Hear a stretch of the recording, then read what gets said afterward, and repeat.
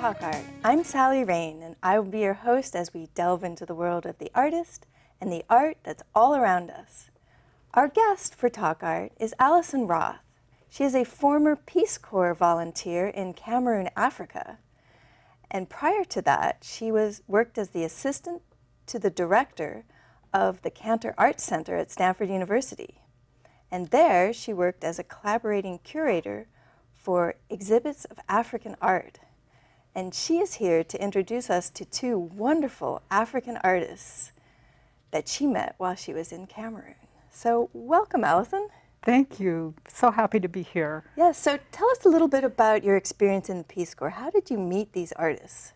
Well, I was brought to Cameroon to be a teacher of science, secondary science. But we were encouraged to look for secondary projects that were in alignment with our interests. And I'm always interested in art and artists. And I happened also in my other life to be a cellist. And I heard that there was a young man, a painter, who happened to have a cello in his house. Oh, wow. And I thought that was pretty amazing to go all the way to kind of out of the way Cameroon and find somebody with a cello. So I called him up and he said, yeah, you're welcome to have it while you're here. Wow, so that's excellent. So that's how I met John Samuel. My name's Lena Jean Samuel, and I'm a Cameroonian artist. And at the moment, I'm based in the United Kingdom, in Wales, precisely in Bangor. I do African cultural paintings. That is the basic kind of painting that I do, inspired by my culture and the ways of life of my people. I have, however, experimented through different styles of painting, like realism.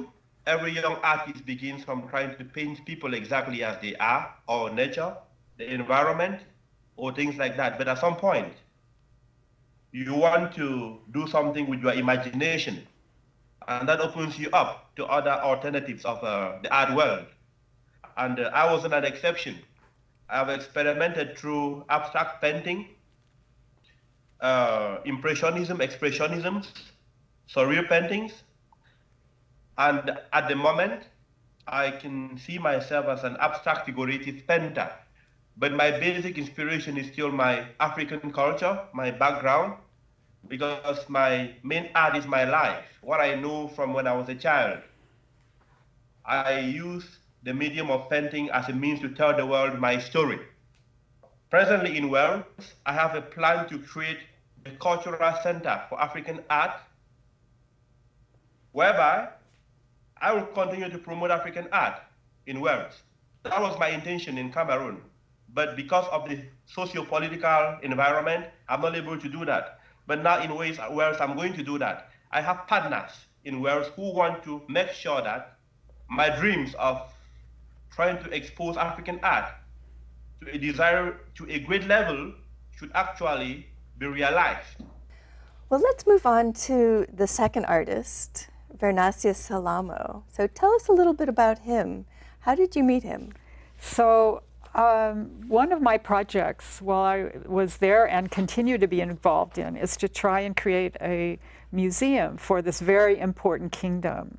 So there are quite an array of artifacts, important artifacts, and the palace or the kingdom does not have a proper home and a way to display those things. So they've been wanting to create a museum for decades, and I thought I would apply my experience to helping them get there.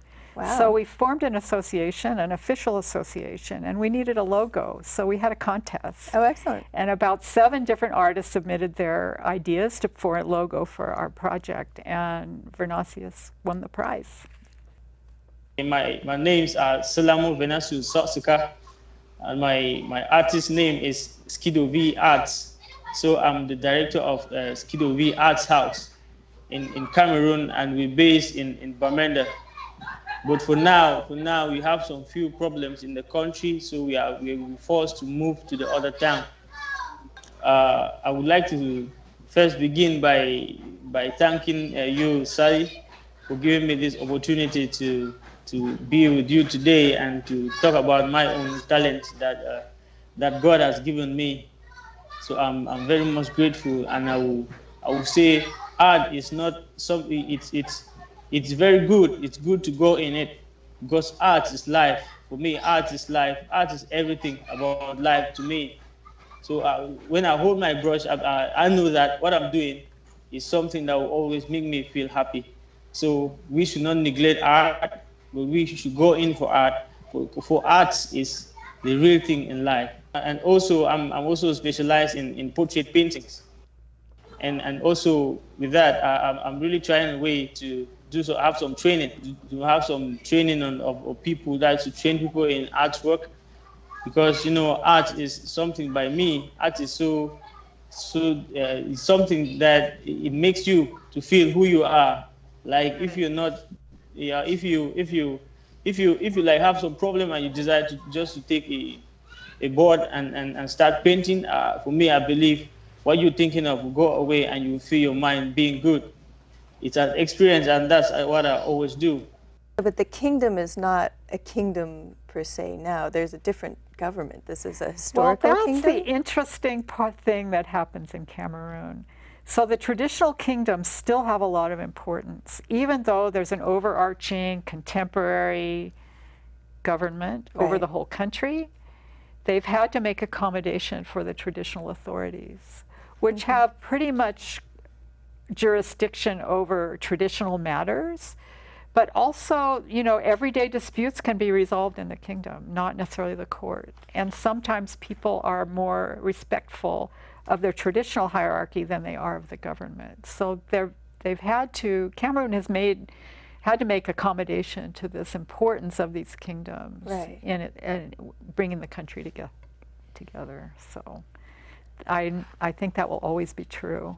And they're very attached to their particular cultures. Cameroon is made up of over 250 language groups. Wow. So the diversity is immense. Amazing. And many of them are keeping their language going. In fact, they just published the Bible in the Lamsalt language of these people. Wow. So, and so you're working to help keep that culture alive and let people know more about it. Wow, So well, what a wonderful use of your time in the Peace Corps, teaching science on the one hand, and then helping to preserve the culture. Yes, it was a very rich time for me.